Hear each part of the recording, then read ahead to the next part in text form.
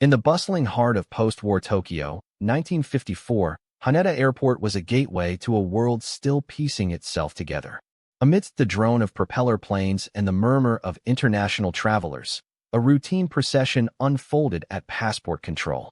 From a flight originating in Europe, a stream of passengers presented their documents, each face a testament to journeys both ordinary and extraordinary. Then, a man stepped forward, unassuming in his middle-aged quietude. His passport, a seemingly innocuous travel document, was handed over. At first glance, nothing seemed amiss. The leather was worn, the photo standard, the stamps numerous. But as the immigration officer's eyes scanned the crucial detail, the country of origin, a jolt of confusion turned to an icy dread. The passport declared the man a citizen of Taured.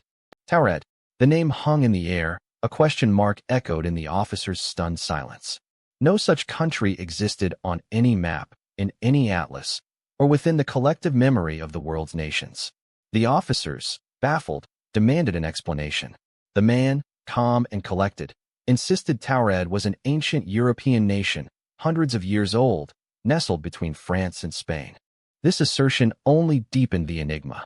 That specific region was, and had been for centuries, home to the tiny principality of Andorra. Yet, the man adamantly denied Andorra's existence, claiming Taured occupied that very territory. His conviction was absolute, his confusion at their ignorance palpable. It was as if he'd stumbled into a world where a fundamental geographical truth had been rewritten. Despite the impossibility of his claim, the passport itself presented a bewildering puzzle. It bore authentic-looking entry and exit stamps from numerous countries: Germany, France, Italy, even Japan itself. The official seals and visas, to the untrained eye, appeared genuine, lending an unsettling credibility to his incredible story. He explained he was in Japan on a business trip, speaking a variety of languages fluently, and even provided details of his company and his local hotel reservation. A quick call to the stated hotel initially confirmed a booking under his name. For a fleeting moment, a rational explanation seemed within reach. But then, the initial confirmation dissolved into confusion. Further investigation by the hotel staff revealed a reservation had indeed been made, but under a name that did not match the man's. And more critically, no record existed for a Mr. Taured, or any booking that aligned with his claims for the specified dates.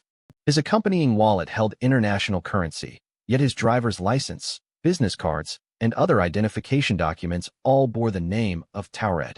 There was no way to verify these documents, no official registry, no embassy to contact. It was as if every piece of his personal identity was anchored to a phantom nation. Confronted with this inexplicable paradox, Japanese authorities had no choice but to detain him for further questioning. The situation was unprecedented, baffling, and deeply unsettling. This was not a case of a forged passport. It was a passport from a country that simply didn't exist. To ensure he couldn't simply disappear, arrangements were made for him to spend the night in a guarded hotel room, not at the airport, but in a nearby, secure location. The room was chosen carefully, on a high floor, with windows that offered no easy escape, and a guard stationed outside the door. Officials meticulously searched his luggage, hoping to find some clue, some ordinary explanation for the extraordinary situation. But they found nothing out of the ordinary, merely typical business travel items, clothes, and everyday necessities, all of which seemed to contradict the fantastical nature of his origin. The next morning, the guards stood ready to escort the mysterious man for another round of interrogation. But when they unlocked the door and entered the room, it was empty. The bed was undisturbed, the room pristine. There was no sign of a struggle, no broken glass, no evidence of forced entry or exit. The man from Taured had vanished without a trace. It was as if he had simply dematerialized. Even more bewildering, all of his personal effects, his clothing, his luggage, his mysterious passport, and his unverified documents, were gone too. They had simply ceased to exist within that hotel room. Investigators scoured every inch of the room, questioned every staff member, and interviewed every guard. The only exit was the heavily guarded door. The windows were too high, too narrow for any person to possibly slip through. The mystery only deepened, becoming an indelible scar on the logical fabric of reality. The case of the man from Taured quickly became a whispered legend among intelligence agencies and a haunting anecdote for those involved.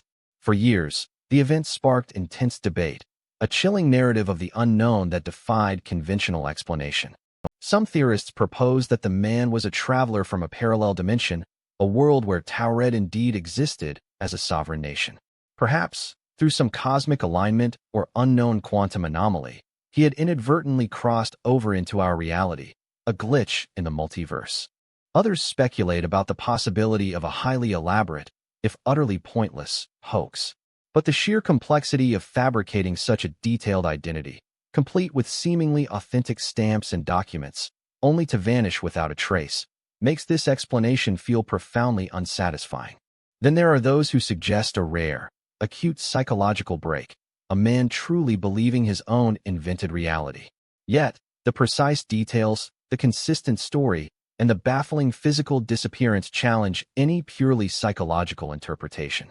Whatever the truth, the mysterious man from Taured and his abrupt, unexplained disappearance remains one of history's most compelling and unnerving unsolved mysteries. It's a story that forces us to question the very boundaries of our understanding, a silent testament to phenomena beyond our current grasp. His vanishing act leaves us with a haunting question. What if there are worlds existing just beyond the veil of our perception? And what if, sometimes, that veil thins just enough for someone, or something, to slip through? If you found this story as haunting as we did, hit that subscribe button and ring the bell, because the darkest chapters of history are still waiting to be uncovered. We'll see you in the shadows.